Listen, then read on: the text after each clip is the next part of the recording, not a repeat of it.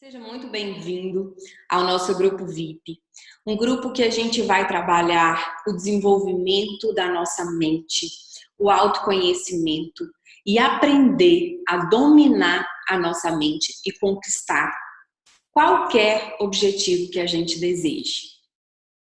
Seja muito bem-vindo! Então vamos lá? Vou começar hoje com uma aula explicando para vocês o modelo da mente, como que a nossa mente funciona. Então vamos embora lá, deixa eu compartilhar aqui a tela com vocês. Então nós vamos falar aqui um pouquinho, na verdade nós vamos falar sobre o modelo mental desenvolvido por Gerald Klein. Gerald Klein foi o maior hipnotista do mundo, discípulo de Dave Elman, que criou a maior escola de hipnose do mundo, de maior referência à ONU, né? Segundo ele, a mente, ela é dividida em 3 partes. E a gente vai começar a falar sobre isso aqui agora. Mas antes disso, eu queria pedir 2 coisas para vocês. Ditar 2 regras do jogo da mente. Quais são essas regras?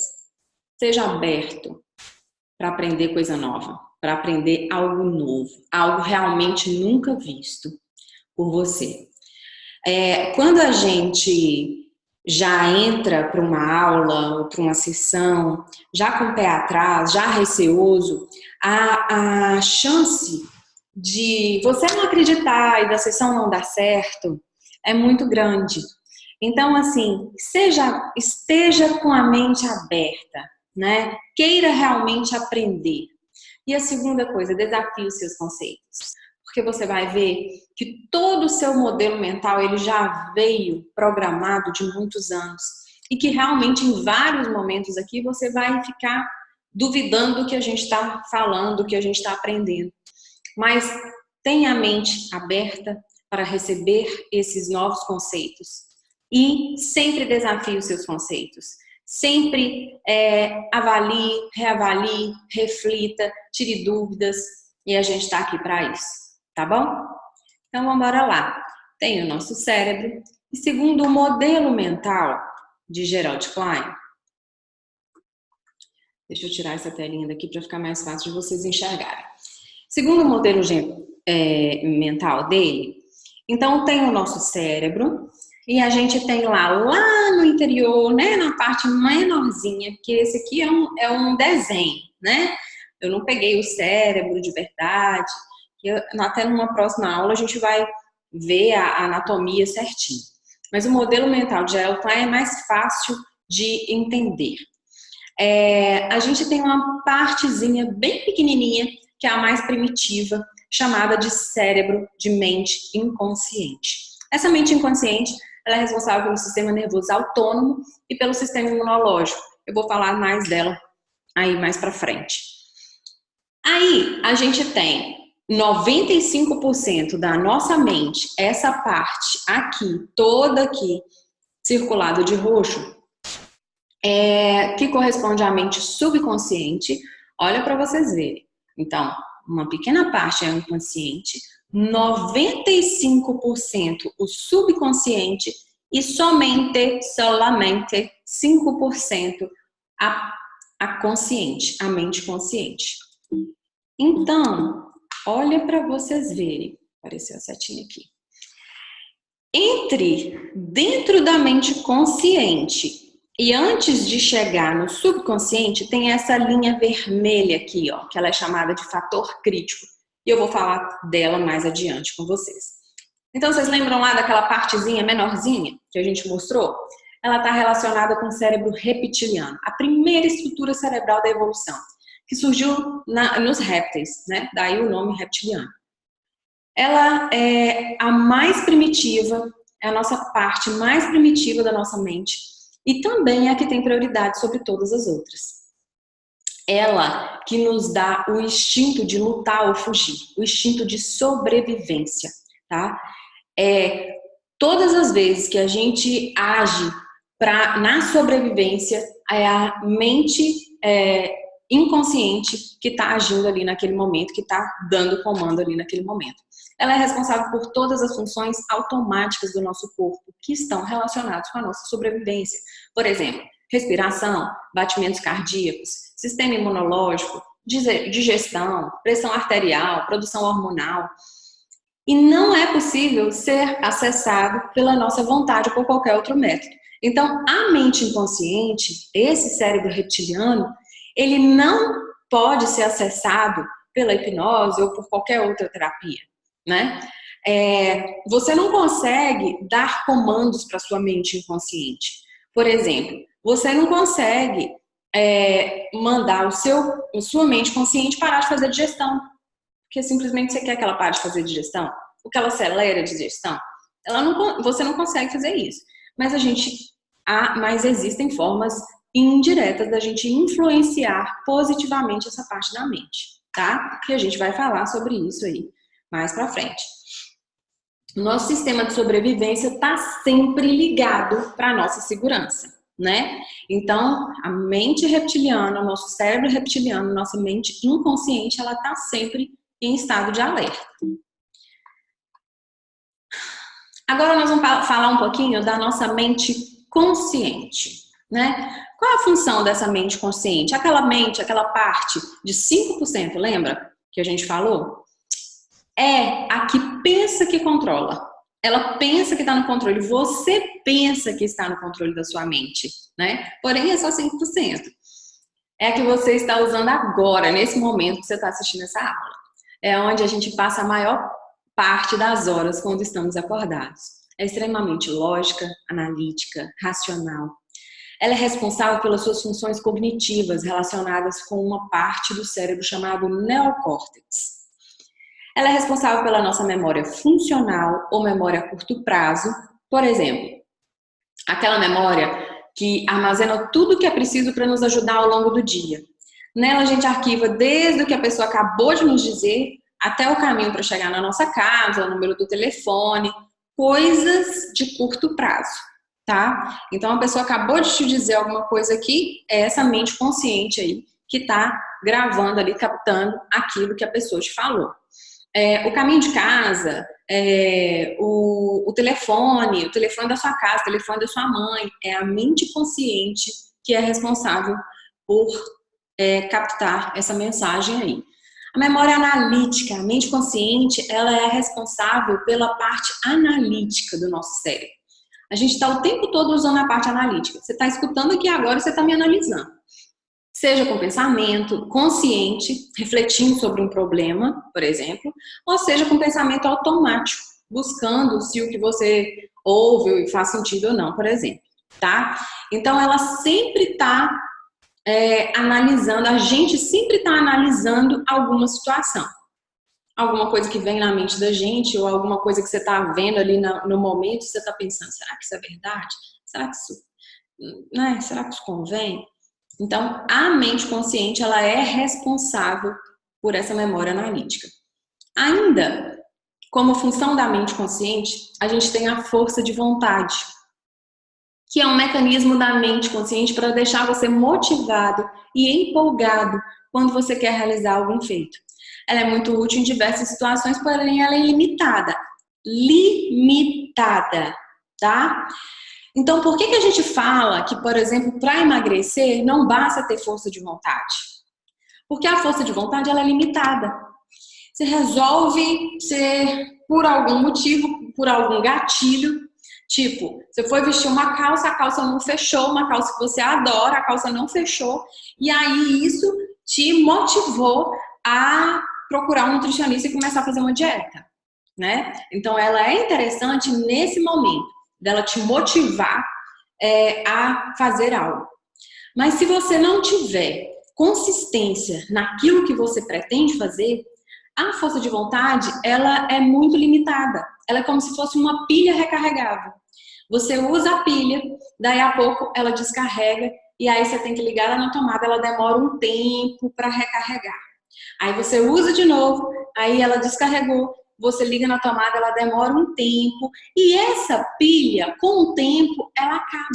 Não é assim? A força de vontade é do mesmo jeito. Já reparou? A A primeira vez que você resolveu fazer dieta, você teve aquele impulso, começou a fazer dieta, essa força de vontade durou um tempo maior, você ficou lá 1, 2 semanas, perdeu um peso legal, mas aí surgiu algum empecilho que você desanimou e deixou isso pra lá, né? Aí passou meses e tudo, aconteceu uma outra coisa que você resolveu de novo começar a fazer dieta. Só que dessa vez, a força de vontade durou menos tempo. Você começou a dieta na segunda, quando foi na quarta, você já estava desistindo da dieta, por qualquer motivo. Surgiu uma festa, sei lá, alguém te chamou para sair e você resolveu deixar a dieta. Na terceira vez, a força de vontade durou menos tempo ainda. A tendência é essa. Por quê? Porque a força de vontade é limitada. A força de vontade, ela tá na mente consciente, tá? A gente tem a função, a mente consciente também tem a função racional. Você sempre dá uma razão, um motivo ou uma justificativa. Sempre quando você está fazendo isso, é a mente consciente que está sendo acessada. A grande questão é que, na maioria das vezes, essa razão não condiz com a verdade, tá? Mesmo que você dê razão para uma situação, não necessariamente quer dizer que essa razão condiz com a verdade. O motivo real pode estar bem oculto em nossas programações do subconsciente. Porque, às vezes, uma coisa que é verdade absoluta para você pode não ser verdade absoluta para outra pessoa. E isso gera conflito. Por quê? Porque você racionaliza, mas quem está mandando, na verdade, quem? Nós vamos falar disso. O motivo real pode estar oculto em nossas programações do subconsciente e a mente consciente busca alguma informação que ela já ouviu e que faça sentido em algum momento da vida e usa isso como justificativo, tá? Lembra do fator crítico? Aquele círculozinho vermelho lá entre a mente consciente e a subconsciente, que fica ali protegendo? Ele faz parte da mente consciente, sim, mas ele é uma espécie de funcionário infiltrado em nossa mente subconsciente. Aliás, em nome da nossa mente subconsciente, a gente fala que ele é o general, ele fica ali na porta de entrada do subconsciente, tá? Ele age como um filtro de todas as mensagens que chegam.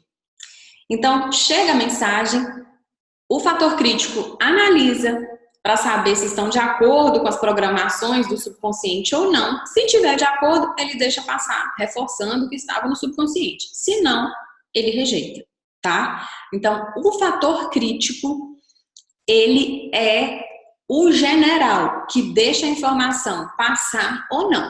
Você está me escutando aqui agora e você está pensando, está racionalizando, está analisando, mas se o seu fator crítico em algum momento entender que o que eu tô falando aqui agora com você não tem nada a ver, não vai te ajudar de forma nenhuma, você vai arrumar um jeito de rejeitar essa informação. Você vai arrumar uma desculpa para rejeitar essa informação. Mas e aí, Patrícia, como é que eu vou fazer? Calma, que nós vamos chegar lá. Então, a próxima agora é a nossa... Ui, por que passou tanto? Agora é a sua vez. Primeiro passo, tomar o controle da sua mente é se conscientizar de que ela pode estar enganando você. Então, é o seu momento de parar para pensar. Então, vamos lá. Quando foi a última vez que você decidiu fazer algo e não fez? Ou que começou algo e não terminou?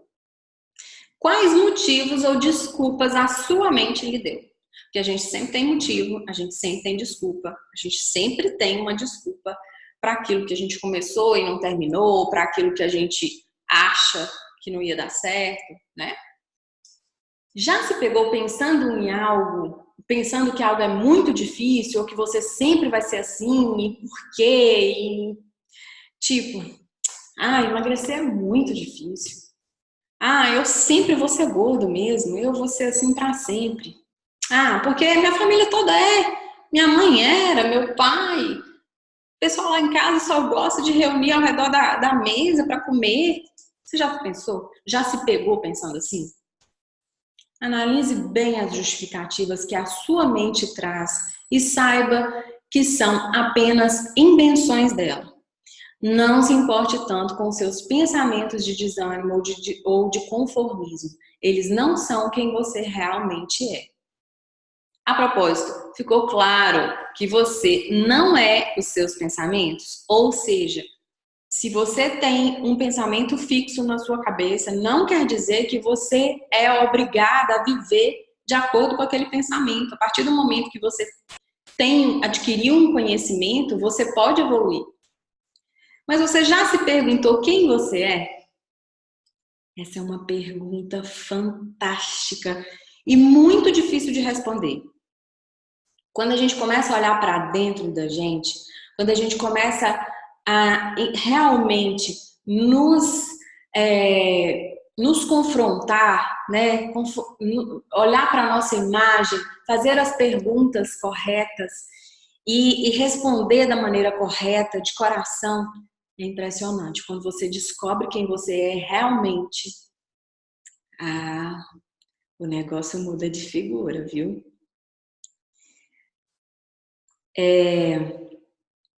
Vamos embora lá. Quem realmente controla a sua vida?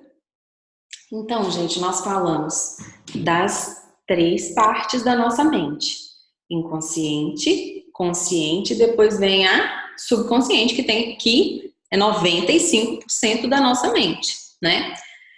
Você já reparou que muitas vezes temos atitudes que não fazem sentido? Ou que sentimos emoções que não deveriam estar em nós? Tipo, às vezes você olha uma situação e, sei lá, deu aquela pontinha de inveja, você fica assim, gente, mas isso não é meu, eu não queria estar pensando isso.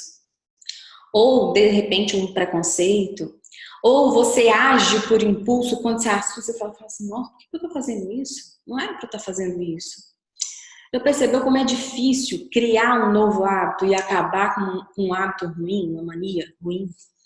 Pois saiba que o responsável por tudo isso é o subconsciente. É o subconsciente, gente, que controla realmente a nossa vida. Ele é relacionado com o cérebro límbico. Quando a gente conversa entre coaches, entre todo mundo que fez coach, que fez PNL, que fez hipnose, a gente sempre tem essa linguagem, vocês em algum momento vão escutar a gente tá falando isso assim. Mas você tá falando com o reptiliano. Não, eu tenho que convencer o límbico. Vocês vão se familiarizar com isso. Então, o subconsciente, ele está relacionado ao nosso cérebro límbico. Estamos falando de uma parte da mente que simplesmente registra tudo à sua maneira. Todas as experiências e sensações, desde que fomos concebidos, durante a gestação, no útero da nossa mãe. Tudo que você sentiu, nem precisa nem ter visto, né? Porque antes mesmo de você conseguir enxergar, tudo que você sentiu, tudo que você ouviu, tudo, o nosso subconsciente, ele registra, porém, da forma dele, tá? É o subconsciente que decide como devemos crescer, sentir e agir. Então, vamos lá. É nele que estão guardadas as nossas crenças, as nossas emoções, elementos que definem a nossa maneira de ver o mundo. Se você pode até não lembrar.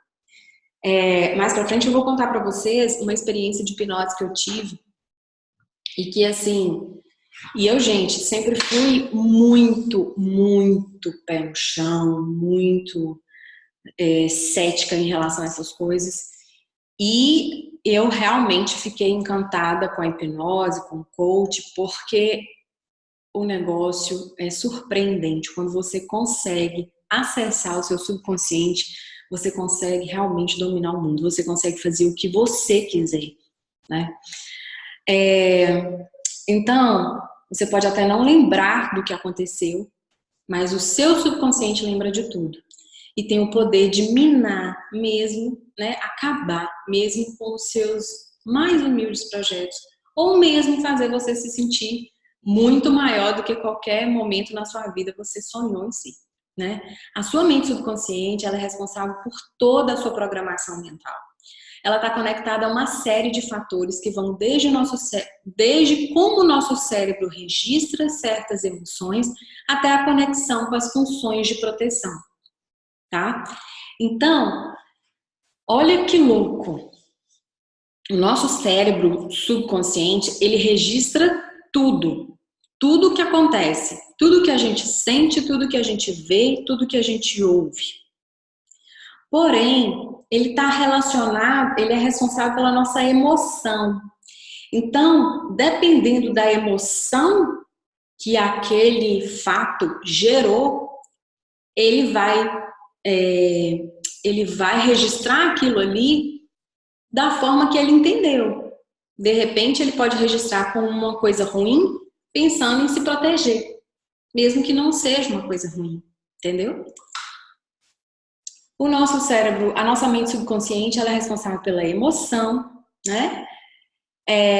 Quando recebemos um estímulo que ativa as nossas emoções, a mente consciente, ela se fecha e sai de cena. Então, nesse momento, temos mais a parte não temos mais a parte analítica para escolher a melhor resposta, a melhor forma de falar. Já aconteceu com vocês em algum momento que alguém ativou um gatilho, sei lá, aconteceu alguma coisa que você ficou muito, a emoção veio à flor da pele e a sua razão, você perdeu totalmente a razão e você agiu de uma maneira que depois você parou e falou assim, nossa, meu Deus, né? Nem parece que era eu. Foi o seu subconsciente ali agindo naquele momento, né? A sua razão, o seu consciente, realmente ele sai de cena e quem domina é o subconsciente. O cérebro subconsciente é responsável pela emoção. As memórias de longo prazo também são de responsabilidade do subconsciente. Que memória é essa? Então, a memória de longo prazo ela é capaz de registrar tudo a todo momento, independente do que seja. Tudo que você vê, ouve e sente vai sendo armazenado, né? Falei isso aí no slide anterior. Porém, cada experiência que passamos carrega alguma emoção por trás. E isso automaticamente gera uma interpretação do fato. O que fica registrado é a forma como foi entendido. Por exemplo, um exemplo assim bobo. Às vezes a mãe tá lá, vou dar um exemplo aqui de uma criança. Eu, por exemplo, eu tenho um filho, né, de 5 anos. E aí eu fazendo alguma atividade, trabalhando lá no computador, trabalhando, e aí ele chega e fala, mamãe, vem cá, vem aqui, me ajuda aqui, acende a luz pra mim que eu tô com medo. Eu falo assim, meu filho, deixa de ser bobo, não tem nada ali, não tem nada no escuro, acende a luz, deixa bobeira. Se ele naquele momento captou aquilo ali como uma rejeição, né? Foi uma coisa que foi sem maldade nenhuma, né? Sem segundas intenções. Eu estava envolvida ali na situação, mas se aquela criança, naquele momento, captou aquela mensagem como uma rejeição e que ainda ele está sendo bobo de ter medo de escuro, isso pode gerar traumas para ele pro resto da vida. Olha o que eu tô falando. Outra função do nosso subconsciente é a criação dos hábitos. Nosso cérebro é uma máquina que está sempre fazendo o possível para poupar energia, não é? Então a gente tem que sempre, o nosso cérebro, a tendência dele é sempre poupar. Por quê? Lembra? Qual que é o nosso cérebro reptiliano, primitivo? Lembra como que era a vida dele, né? Dos primatas? Eles tinham que caçar, eles tinham que lutar para conseguir comida. Então, esse tempo que eles conseguiram aquela comida, eles comiam tudo ali e ficava ali hibernando, né? Porque eu não sabia quando que ia conseguir comida novamente. Então, poupava energia a todo momento. E o nosso cérebro, ele sempre tende a poupar energia. E uma das formas de poupar energia é criando hábitos, né? Por quê? Criando hábitos, você não tem que ficar pensando em tudo que você vai fazer. Por exemplo, no hábito de escovar os dentes. Eu não tenho que pensar, quando eu acordo, eu vou lá com a mão direita, eu pego a escova de dente, com a mão esquerda, eu pego a pasta de dente, passo, depois eu venho. A gente não pensa nisso. Isso é um hábito. E como que esse hábito foi criado? Toda vez que a gente repete várias vezes o mesmo ato por um tempo, o cérebro entende que aquilo é necessário para a gente e se torna um hábito.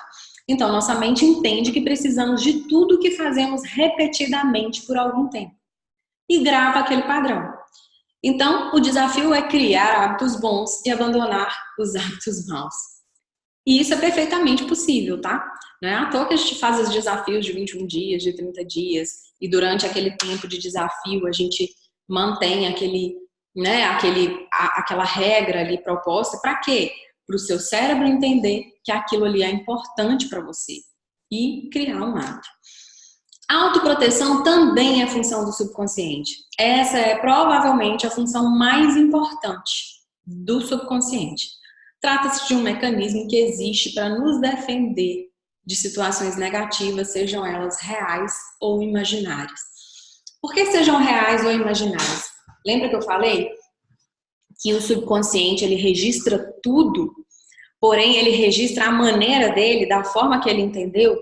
Então, muitas vezes ele pode te defender de coisas que na forma de entendimento ali, naquele momento, é ruim, né? Mas na verdade não é.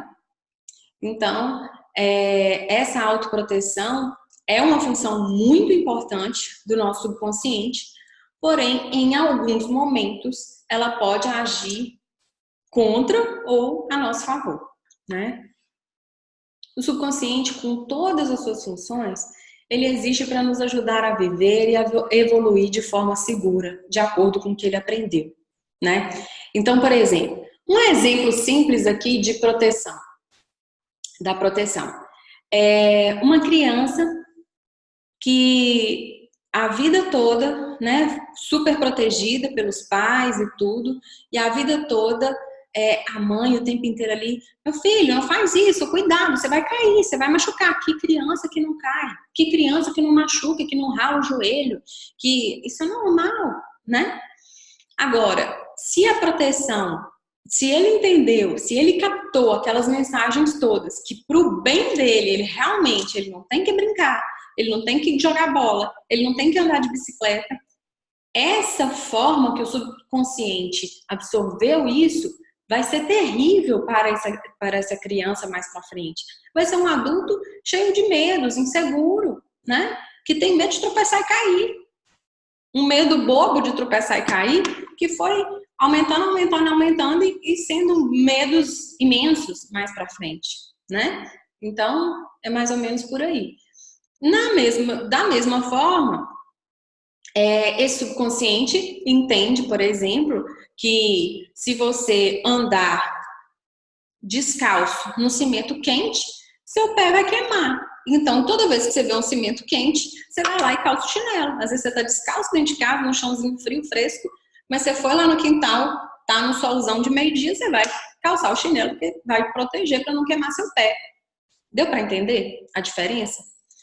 A percepção sensorial, a memória, as decisões a serem tomadas, os atos cotidianos, as ameaças do dia a dia, uma longa lista de atividades. Todas essas atividades, quem comanda e nos permite realizar tudo é a mente subconsciente, tá? Aí eu coloquei uma frase lá do Blaise Pascal: o coração tem razões que a própria razão desconhece. Né? Uma frase romântica, mas que resume bem isso. Muitas vezes a gente faz coisa, a gente age, a gente vive a nossa vida sem entender, a gente vive, de repente, fracassado financeiramente, a gente vive na luta contra a balança, a gente vive relacionamentos falidos e não entende por que aquilo se repete, por que a gente se permite aquilo. Mas por quê? Porque aquilo tudo está no seu modelo mental. Você foi programado com um modelo mental de viver daquela forma. Então, se você não consegue entender como o seu subconsciente funciona e acessar esse subconsciente, você vai estar fadado a viver o resto da sua vida repetindo as ações que você fez até hoje. Então, a pergunta que eu faço é o seguinte: e você? Nesse tempo que eu estou falando aqui com você, você conseguiu identificar algum padrão do seu subconsciente? Do que o seu subconsciente pode estar tentando protegê-lo? E você, agora que a gente conversou aí, aqui, que começou a cair a ficha. Gente, essa aula, ela é a nossa primeira aula. Ela fala como que a nossa mente funciona. Nossa próxima aula vai ser as regras da mente e a gente já vai falar como que a gente vai atravessar a barreira do fator crítico, né? De que forma que a gente pode atravessar a barreira do fator crítico e realmente dominar a nossa mente, né? Eu gostaria de me despedir de vocês para a nossa aula não ficar longa demais. Até a próxima aula. Faça esses questionamentos. Ouçam, vejam a aula, revejam. Qualquer dúvida, chama lá no grupo. Mas estejam preparados para ser os donos, os autores da sua própria história. Até depois.